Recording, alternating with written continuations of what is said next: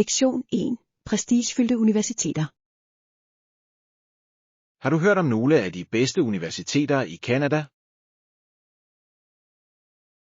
Ja. University of Toronto og McGill University er begge højt respekteret. Absolut. De tiltrækker studerende fra hele verden. Og de tilbyder så forskellige programmer og muligheder. Ja, det er imponerende, hvordan de bidrager til forskning og innovation. Nøjagtig. Derudover er campuslivet pulserende og fuld af aktiviteter.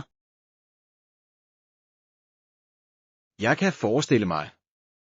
At være i sådan et miljø skal være inspirerende.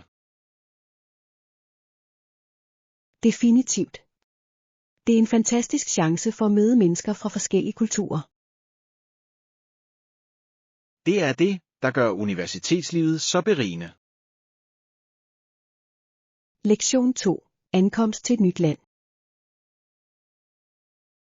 Hvordan var dit fly til det nye land?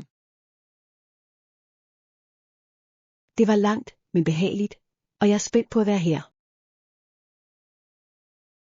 Det er dejligt at høre. Nåede du at hvile dig i flyet? Ja, det gjorde jeg. Det hjalp mig med at tilpasse mig tidsforskellen. Perfektionere. Hvad glæder du dig mest til under dit ophold? Jeg kan ikke vente med at udforske den lokale kultur og prøve traditionel mad. Det lyder fantastisk. Mad er så vigtig en del af rejser. Definitivt. Det er som at smage et stykke af kulturen. Og det bliver spændende at møde nye mennesker. Lektion 3. Tjek ind. Jeg vil gerne tjekke ind den 15. og tjekke ud den 18. Det lyder godt. Har du allerede foretaget dine reservationer? Ikke endnu, men jeg planlægger at gøre det snart. Stor. Det er altid bedst at bestille på forhånd for ro i sindet. Nøjagtig. Jeg vil gerne sikre, at alt går glat. Ja, og at tjekke ind tidligt kan hjælpe dig med at falde til. Absolut. Jeg hader at skynde mig rundt, når jeg ankommer. Samme her. En afslappet start kan gøre sådan en forskel. Det handler om at gøre rejsen behagelig fra begyndelsen. Lektion 4. Sikkerhed først. Jeg er også bekymret for sikkerheden, når jeg rejser alene. Nogen råd? Definitivt. Vær altid opmærksom på dine omgivelser. Det er så vigtigt. Hvad skal jeg ellers huske på? Prøv at blande dig og undgå at trække for meget opmærksomhed på dig selv. God pointe. Jeg vil også opbevare mine værdigenstande sikkert. Ja, og det er klogt at have en plan for nødsituationer. Det er betryggende. Jeg sørger for at have vigtige kontakter gemt. Nøjagtig. Og stol på dine instinkter. De har normalt retorisk. Jeg sætter pris på dine tips. De hjælper virkelig med at lette mine bekymringer. Lektion 5. Få et genopladeligt kort. Absolut, du kan få et genopladeligt kort på enhver station. Det er virkelig praktisk. Hvordan fungerer det præcist? Du skal bare besøge billetskranken, så sætter de det op for dig. Lyder nemt. Kan jeg tilføje penge til det, når jeg vil. Ja, du kan genlæse den når som helst, hvilket er virkelig praktisk. Det ville spare mig for en masse besvær, når jeg rejser. Nøjagtig. Derudover er det sikrere end at bære kontanter. Jeg er enig. Jeg får helt sikkert en før min næste tur. God idé.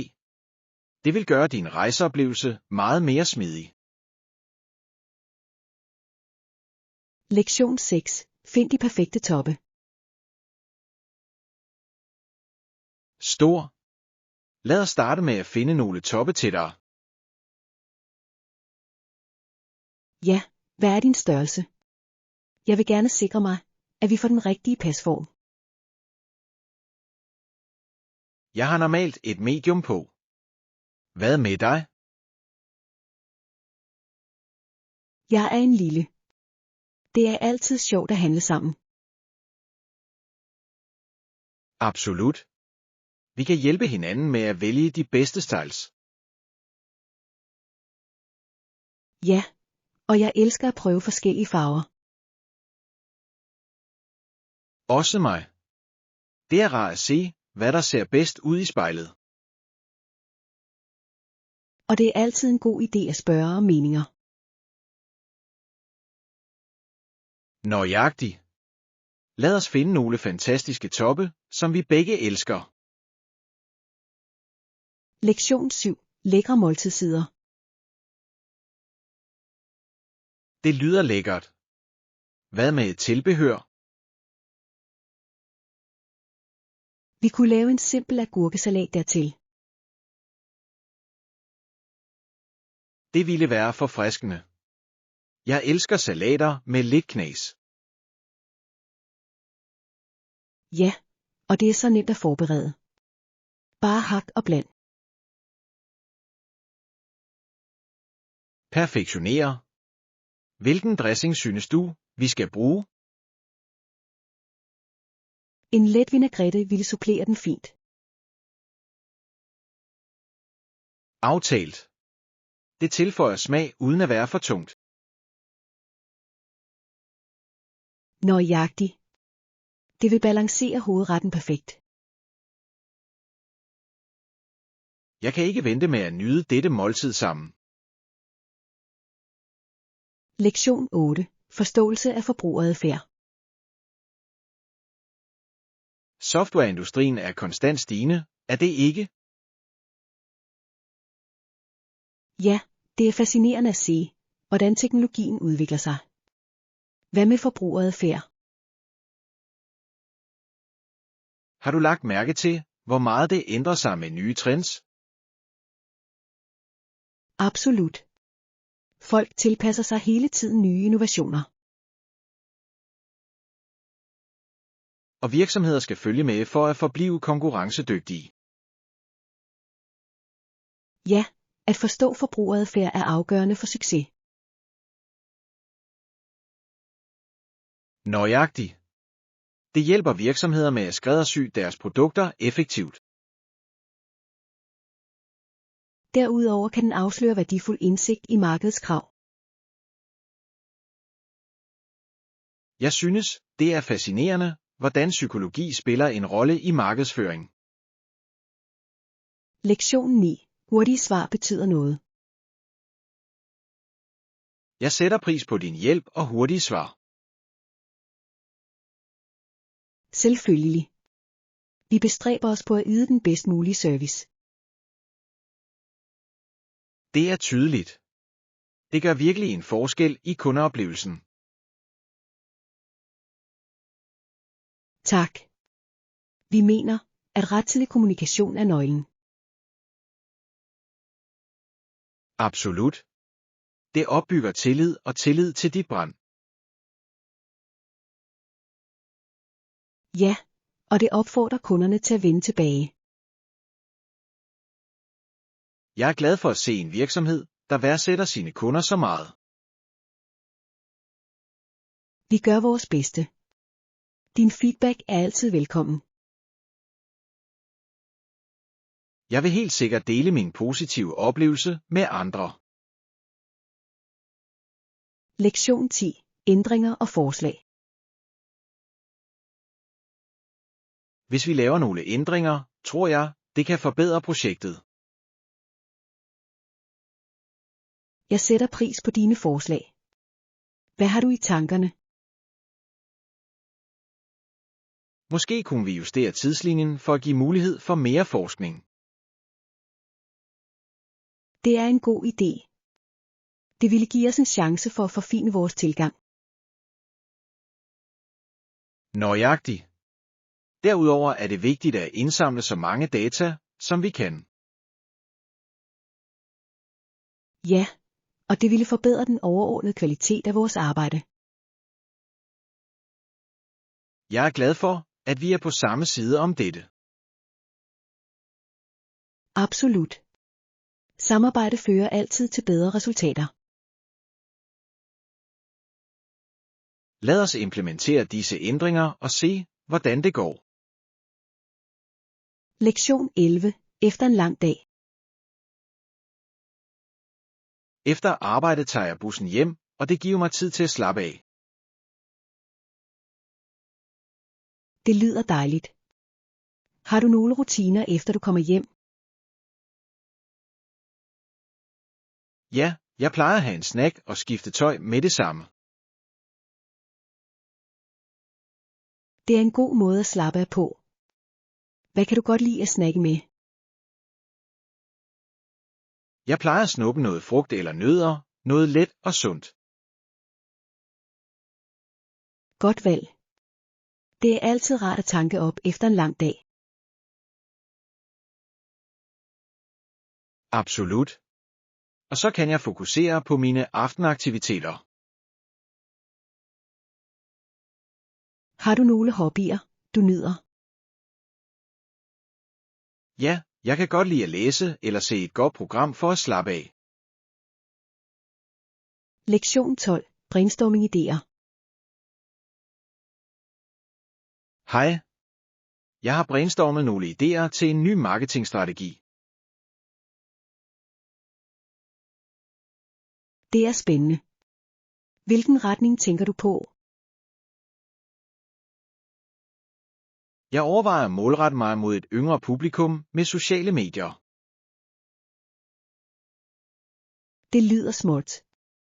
Unge forbrugere er så indflydelsesrige. Nøjagtigt. De sætter ofte tendenser, som andre følger.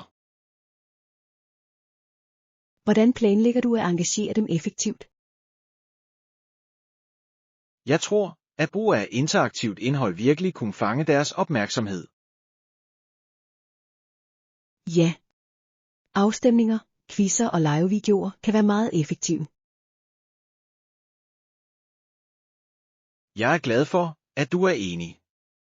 Lad os arbejde på at udvikle disse idéer yderligere. Lektion 13. Fremtidsplaner. Ikke endnu, men jeg planlægger at tage afsted snart. Det lyder som en god idé. Hvor har du tænkt dig at tage hen? Jeg overvejer en tur til bjergene for at vandre. Det lyder forfriskende. Jeg elsker at være i naturen. Ja, det er en perfekt måde at genoplade mine batterier på. Jeg er fuldstændig enig. Vandreture er også sådan en god træning. Nøjagtigt. Plus, udsigten er altid besværet vejr. Jeg kan ikke vente med at høre alt om din rejse. Jeg vil helt sikkert dele mine erfaringer med dig. Lektion 14. Historisk robusthed. Det er interessant, hvordan baronerne besluttede at modstå urimelige krav til landet. Ja, det viser, hvordan de stod op for deres rettigheder og folket. Nøjagtigt. Det er et vigtigt øjeblik i historien, der formede regeringsførelse. Og det fremhæver magtkampen mellem autoritet og det regerede. Højre. Disse beslutninger fører ofte til væsentlige ændringer. Ja, og de sætter præcedens for fremtidige generationer. Det er fascinerende, hvordan historien kan lære os om robusthed. Absolut. At lære af fortiden hjælper os til at forstå nutiden. Jeg tror, det er afgørende at holde disse historier i live. Lektion 15. Afhængigheden af enheder. Absolut, det er vanvittigt, hvor afhængige vi er blevet af disse små enheder. Jeg ved det. Det er næsten, som om vi ikke kan fungere uden dem længere. Nøjagtigt. Jeg finder mig selv i at række ud efter min telefon, selv når jeg ikke har brug for det. Samme her. Det er så nemt at fare vild i sociale medier eller spil. Højre. Nogle gange spekulerer jeg på, hvad vi gjorde før smartphones. Det er svært at forestille sig. Vi plejede at snakke med hinanden ansigt til ansigt oftere. Ja, og nu kommunikerer vi gennem skærme. Det er virkelig et tveget sværd. Vi er mere forbundet, men alligevel mere isoleret. Ægte. At finde en balance er afgørende for vores velvære. Lektion 16. Med interessante fagfolk. Det er fantastisk. Mødte du nogle interessante fagfolk på konferencen? Ja, jeg mødte et par inspirerende mennesker, der delte deres innovative idéer. Det lyder spændende. Hvilken slags felter var de i? En var på bæredygtig måde, og en anden var i teknologisk udvikling. Wow!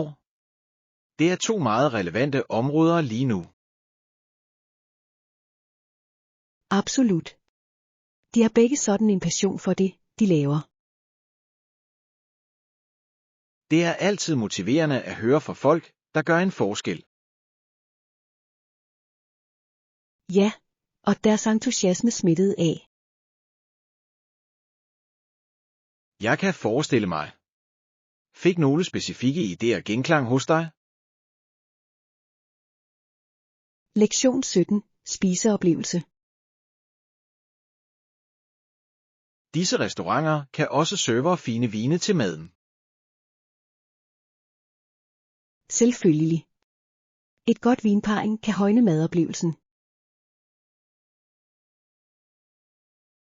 Absolut. Det tilføjer et helt nyt lag af smag til måltid. Ja, og det er en fantastisk måde at udforske forskellige smage på. Jeg elsker, hvordan vin kan supplere forskellige retter så godt. Også mig. Det er som at skabe en perfekt harmoni af smag. Er der nogle specifikke vine, du nyder med visse fødevarer? Jeg foretrækker normalt en flot rød med pasta, og en sprød hvid med fisk og skaldyr. Gode valg. Vin kan virkelig forbedre det samlede måltid. Lektion 18. Skuespillets karakterer. Jeg vil spille rollen som heksen i det kommende teaterstykke. Det lyder sjovt. Hvad med drengen, der spiller Hansel? Han skal have shorts og en skjorte på, hvilket er ganske passende til karakteren. Det er interessant. Det fanger barndommens uskyld. Ja, og kostymevalgene vil virkelig bringe karaktererne til live. Jeg elsker, hvordan kostymer kan forbedre historiefortællingen. Nøjagtigt. Det hjælper publikum med at få mere kontakt med karaktererne. Er du begejstret for at optræde? Definitivt. Det er altid spændende at stå på scenen. Lektion 19. Indkøbsplaner for dagligvarer. Skal du på indkøb i dag? Sikker. Hvad skal vi købe? Jeg synes, vi skal starte med nogle frugter og grøntsager. God idé. Friske råvarer er altid et must.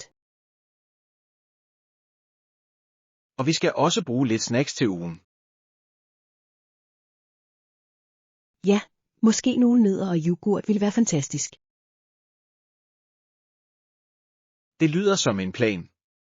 Har vi nok hæfteklammer derhjemme? Jeg tror det, men vi burde tjekke pantryet for en sikkerheds skyld. Højre. Det er altid godt at have en liste for at undgå at glemme noget. Lektion 20. Omkostningsovervejelser. Jeg er ikke sikker på den nøjagtige pris, men den er ret dyr. Det er forståeligt. Kvalitet kommer ofte til at koste. Ja, og nogle gange er det værd at investere i noget holdbart. Nøjagtigt. Hvilke varer overvejer du? Jeg kigger på noget elektronik, der har gode anmeldelser. De kan være dyre, men en god garanti kan hjælpe. Ja, med den sikkerhed får jeg det bedre med købet. Definitivt. Det handler om at balancere kvalitet og pris. Jeg er enig. Jeg vil gerne sikre mig, at jeg får værdi for mine penge. Lektion 21. Valg af pålidelige mærker. Jeg plejer at gå efter kendte mærker, der giver gode garantier. Det er en smart tilgang. Det betyder ofte bedre kvalitet og support. Nøjagtigt. Jeg føler mig mere sikker på at købe fra pålidelige navne. Ja, og det er betryggende at vide, at de står bag deres produkter. Har du nogle yndlingsmærker, du stoler på? Jeg kan rigtig godt lide mærker, der er kendt for deres kundeservice. Det er vigtigt. God support kan gøre en kæmpe forskel. Absolut. Det handler om ro i sindet, når du foretager et køb. Jeg er fuldstændig enig. At investere i pålidelige mærker er altid det værd. Lektion 22. Planlægning af den kommende tur. Hej, har du tænkt på vores kommende rejse? Absolut. Jeg kan ikke vente med at udforske et nyt sted sammen. Også mig. Er du begyndt at planlægge, hvad vi skal se? Ja, jeg har slået nogle interessante seværdigheder og restauranter op. Det lyder godt. Jeg elsker at prøve lokal mad, når jeg rejser. Også mig. Mad er så vigtig en del af oplevelsen. Er der nogle specifikke retter, du er spændt på at prøve? Definitivt. Jeg vil gerne prøve de regionale specialiteter. Det bliver et eventyr for vores smagsløg. Lektion 23. Optræden i Las Vegas. Las Vegas er et spændende sted at optræde. Absolut. Lønnen der er god, og publikum er anerkendende. Ja, det er givende at optræde foran så entusiastiske folkemængder. Jeg kan forestille mig. Energien skal være utrolig. Definitivt. Det motiverer dig virkelig til at lave et fantastisk show. Planlægger du nogle forestillinger der snart? Det håber jeg. At optræde i Vegas er en drøm for mange kunstnere. Ja, det er en fantastisk mulighed for at vise dit talent frem. Jeg kan ikke vente med at opleve det på egen hånd. Lektion 24. Essentials til hjemmegymnastik. Jeg vil bestemt overveje disse forslag. Er der andre ting, du skal have til et hjemmegymnastiksalen? Ja. Du vil måske inkludere nogle håndvægte og en yogamåtte. Det lyder godt. Håndvægte er alsidige til forskellige træningsformer. Nøjagtig. Og en yogamåtte er perfekt til stræk og gulvøvelser. Hvad med cardioudstyr? Skal jeg også investere i det? Hvis du har pladsen, vil et løbebånd eller en motionscykel være en fordel. God pointe. Det er vigtigt at have muligheder for cardiotræning. Ja, variation holder tingene interessante og hjælper med motivationen. Jeg er spændt på at sætte mit hjemmegymnastik op. Lektion 25. Musiksmag. Folk har forskellig smag i musik, gør de ikke? Absolut. Nogle mennesker kan lide rockmusik, mens andre foretrækker pop eller jazz. Ja, det er fascinerende, hvordan musik kan resonere forskelligt hos hver enkelt. Helt sikkert. Jeg oplever, at mit humør ofte har indflydelse på, hvad jeg vil lytte til. Det giver mening. Nogle gange er jeg i humør til noget optimistisk, andre gange foretrækker jeg noget blødt. Nøjagtig. Det er som et soundtrack til vores følelser. Og musik kan også bringe minder frem. Ja, visse sange minder mig altid om bestemte øjeblikke i mit liv. Det er utroligt, hvor kraftfuld musik kan være til at forme vores følelser. Lektion 26. Konkurrencedygtig tennisrejse. Det er utroligt at tænke på at spille konkurrencedygtig tennis så længe. Ja, og 5 år efter hans pensionering reddede en akut hospitalsprocedure hans liv. Det må have været en chokerende oplevelse for ham. Definitivt. Det er en påmindelse om, hvor hurtigt tingene kan ændre sig. Jeg kan kun forestille mig de følelser, han gik igennem i den tid. Højre. Hans sundhedsforskrækkelse kan virkelig sætte tingene i perspektiv. Ja, det får dig til at værdsætte din passion for sporten endnu mere. Nøjagtig. Det er inspirerende at se atleter overvinde sådanne udfordringer. Jeg er glad for, at han var i stand til at modtage den pleje, han havde brug for. Lektion 27. Offentlig opfattelse. Det er interessant at overveje, hvordan en udtalelse fra en kvindelig atlet offentligt kan opfattes anderledes. Ja, hvis den var lavet af en han, havde den måske ikke fået den samme opmærksomhed. Nøjagtig. Det fremhæver den dobbeltmoral, der ofte findes i sport. Det er sandt. En kvindelig atlet kan blive stemplet hårdt for at sige sin mening. Men når en mand gør det samme, ses det ofte som selvsikker eller selvsikker. Ja, det er frustrerende, hvordan skævheder kan påvirke den offentlige mening. Jeg tror, det er afgørende for alle atleter at have en stemme. Absolut. Alle fortjener at blive hørt, uanset køn.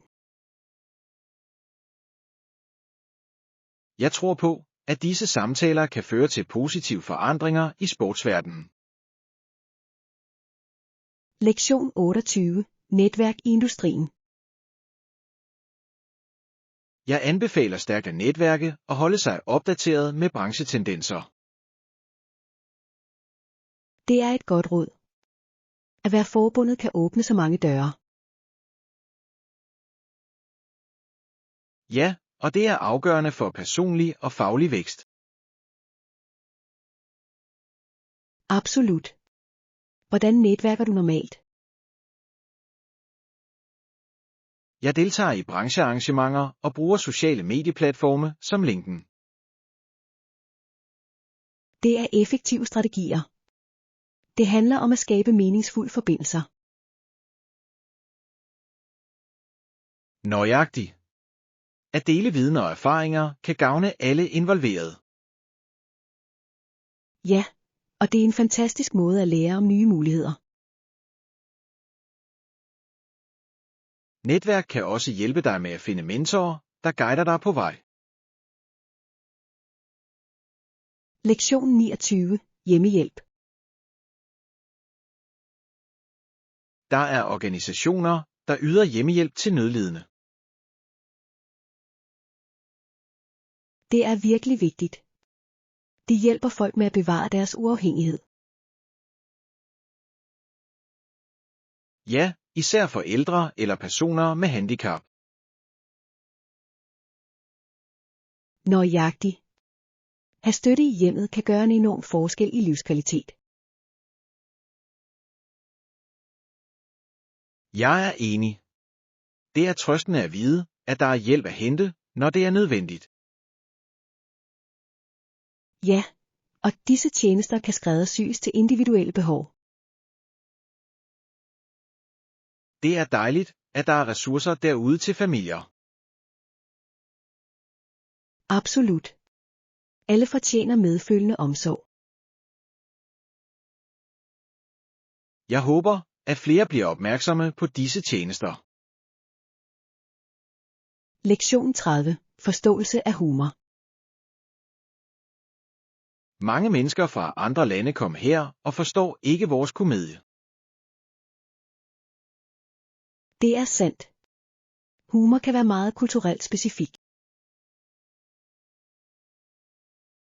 Ja, det, der er sjovt i en kultur, oversættes måske ikke godt til en anden. Nøjagtig.